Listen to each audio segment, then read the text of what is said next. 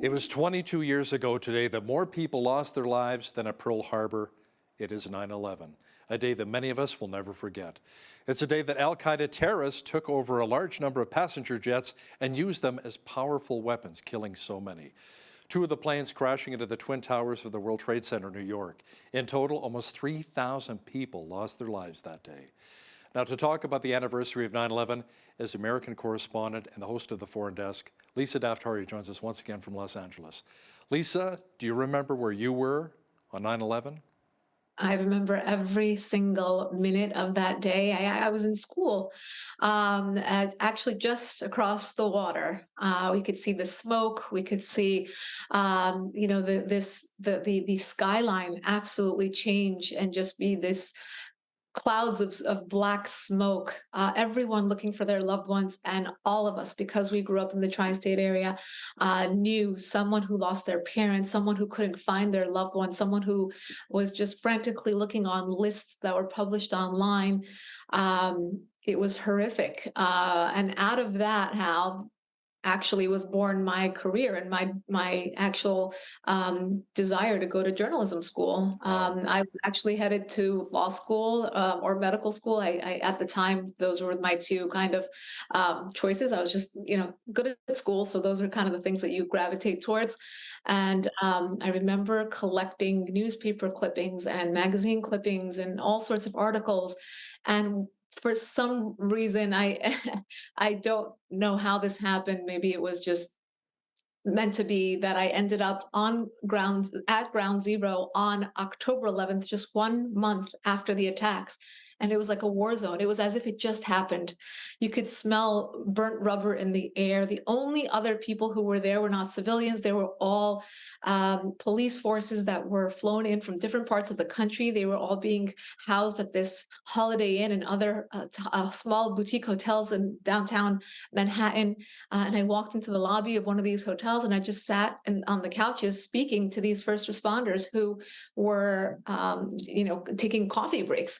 And just a student. And I that was basically like one of my first real big interviews. And I remember from that day understanding that, you know what, I know what's going to happen here. I have my family's from the Middle East. We understand what terrorism is, and I know that this country is about to face something that they will not be able to wrap their minds around. It's going to change the landscape of the West forever, and it absolutely did. Yeah, that's it's truly how my career was born. Why I decided to specialize in the Middle East and in terrorism, and really provide context for a lot of these things that happened. Many of the reporters that day found themselves, just at a loss on how to Yeah. describe what happened, how to put it into context for the American audience. And I remember again reading the reports and collecting the news clippings because of that reason, and then deciding, you know what, I know that there's a place for this where you can contextualize and explain and really get into this new chapter that the West is about to experience, unfortunately, in terrorism. And we still think of the families. I mean, I remember a few of them from our town that passed from northern New Jersey, and I know again a big scar that will forever remain on our history. Day that changed the world forever. Lisa, let's circle back to the first responders for just a moment. Many died that day, and also, as well, years later.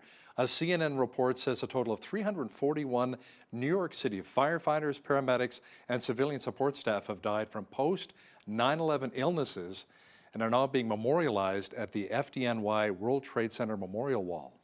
Yeah, well, they're not being memorialized, or others who are still living with these illnesses and not being properly compensated, or not being, they're not being given the attention that they deserve.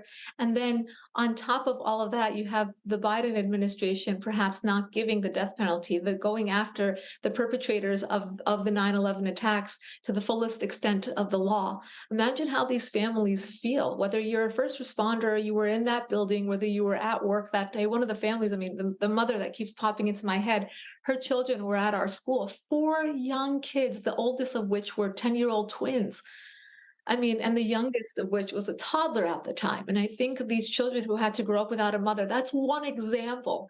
And then if you want to let these culprits off the hook, these terrorists, these awful, radicalized, inhuman, just animals, if you want to let them off the hook, I mean, how are these families supposed to feel? And of course, as you said, the first responders just doing what's their job. I mean, trying to get there, and again, because they were at that environment, a lot of the chemicals that kind of came out, seeped out of the attacks, that's what caused a lot of them to have further illnesses down the line and to this day. Lisa, a more recent tragedy took place in Morocco. A devastating earthquake rocked the African nation, leaving more than 2,000 people dead and many more injured. A number of countries, including Spain, Qatar, and Tunisia, are sending in search and rescue workers to really help following the aftermath of this devastating quake. Yes, we have a lot of countries in the region and from Europe, and of course the United States as well.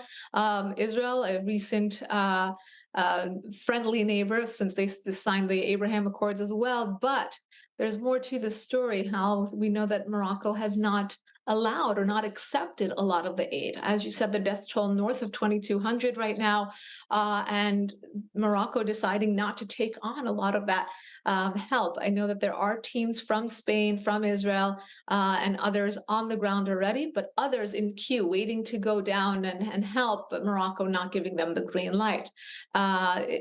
It's boggling the mind, of course, and we hope that they can find as many survivors as possible. I know there was another aftershock quake, almost at a 4.0 Richter, just over the weekend. So really wish them the best in recovery and thinking of those who died in this senseless earthquake. Yeah, very, very sad. Lisa, the United States and Iran are on the verge of a prisoner swap under a deal brokered by Qatar. It also involves around $6 billion in frozen Iranian funds and assets. Yes.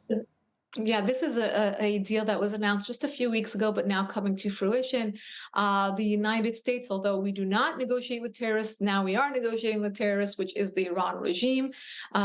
This prisoner swap, and as we know, these prisoner swaps are always lopsided because who are they holding in their prisons? Obviously, pawns. These dual nationals who went over to visit family and then are being caught up and being called spies or being, trumped up charges, bogus charges. So there is a swap of prisoners from Iranians being held in American prisons. Those we don't know. We don't have any information about who they are, but we do have some of the names of the dual citizens inside Iran prisons that have been sent to be under house arrest and will now be released after the $6 billion is cleared. So just to make this more clear, it's tit for tat in terms of the number of prisoners, so 5 to 5, but they also get $6 billion of their frozen assets given to them on a silver platter. So go figure. Lisa, the U.S. Department of Justice announced that it seized 980,000 barrels of oil from the Islamic Revolutionary Guard. This is the first criminal resolution involving a company that violated Iranian oil sanctions. Yes, and it's interesting that now that the United States is basically negotiating with Iran's regime, and also still after a deal, by the way, Hal, my sources in Washington, D.C. tell me that we might be just around the corner from another nuclear deal. If you remember, the last nuclear deal was agreed upon in 2015 under President Obama, and we might just have another one coming up very soon. But in the midst of all of this, the United States decides to say, aha, but we are enforcing sanctions, and here you have almost 1 million barrels of oil that have been seized, 2.5 million in punitive damages they have to pay, and obviously more of a symbolic slap on the wrist than anything else. North Korean leader Kim Jong-un is reportedly visiting Russia in the coming days to discuss a possible deal on military aid with Russian President Vladimir Putin. Lisa, not good news for Ukraine.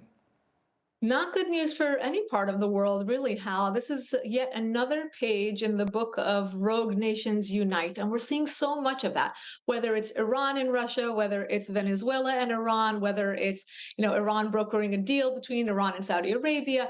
We're seeing a lot of, the rogue nations that become marginalized. We're seeing them come together and not need the West. And the BRICS meeting was a great example of that. That's the nations who got together and said, you know what? Let's come up with our own currency. We don't even need the West and we don't need the US dollar. So here you have yet another example of North Korea coming in there and saying, you know what? We don't really want to be isolated from the rest of the world, and we don't need to be isolated from the rest of the world. Let the United States do what they want to do. Let them sanction us. Let them do, just keep barking their bark, and we're going to find other partners. And that's exactly what they're doing here. Lisa, the New York Times is reporting that the Department of Defense once paid an arms dealer around $1 billion to help supply equipment to Ukraine. Now, isn't this the same arms dealer who was once indicted for allegedly bribing foreign officials?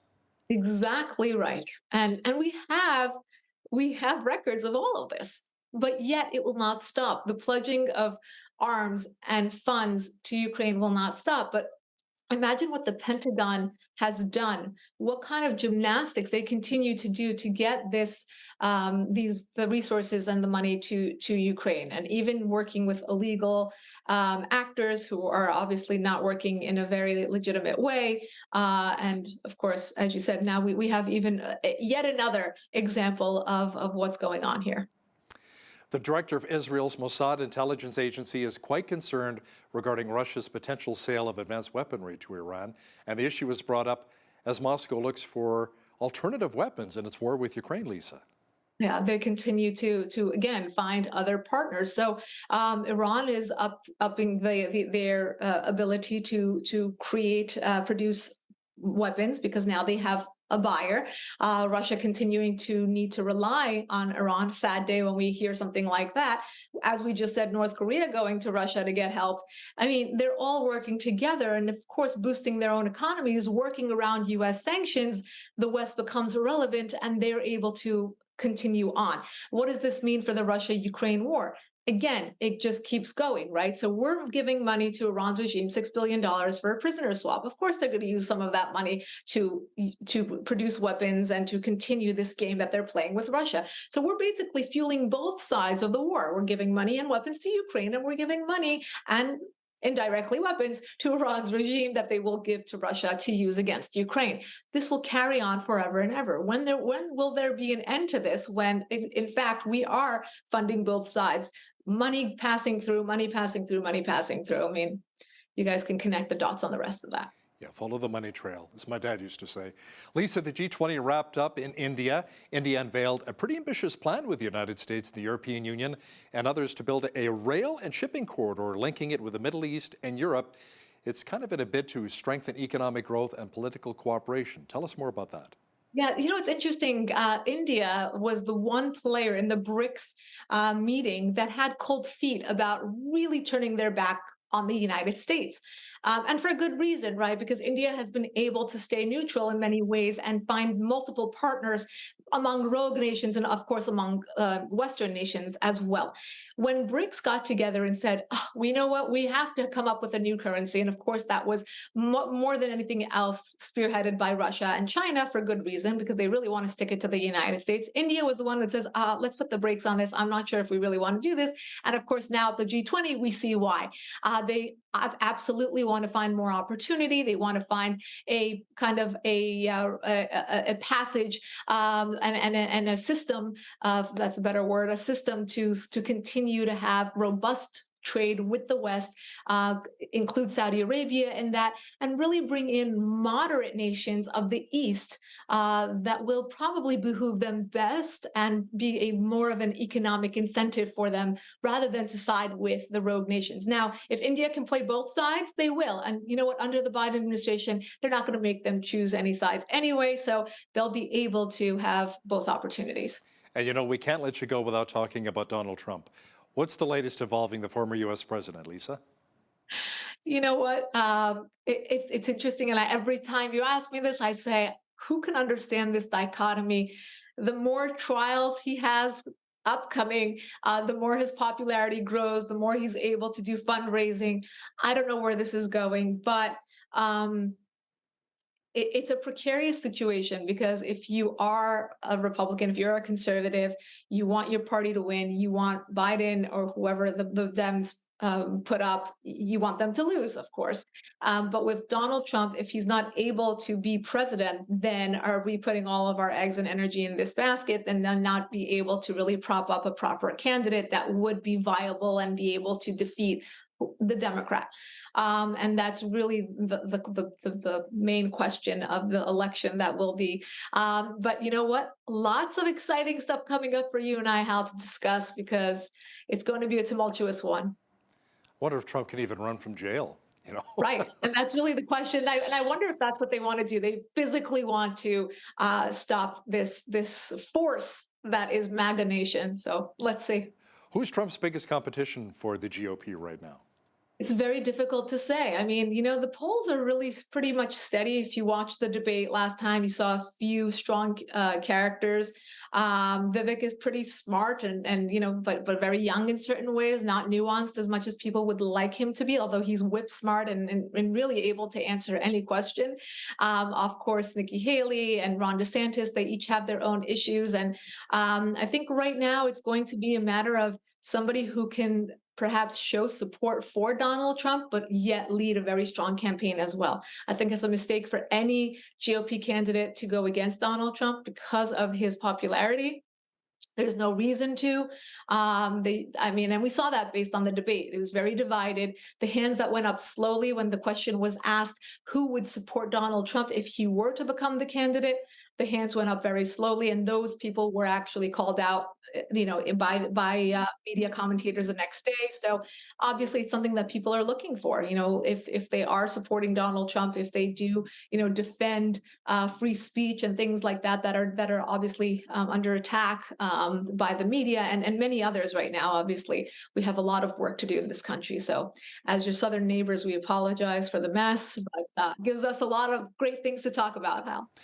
It'll be interesting to see how it all plays out. She's the host of The Foreign Desk and political reporter down in the United States, Lisa Daftari. Thanks so much for joining us today from Los Angeles.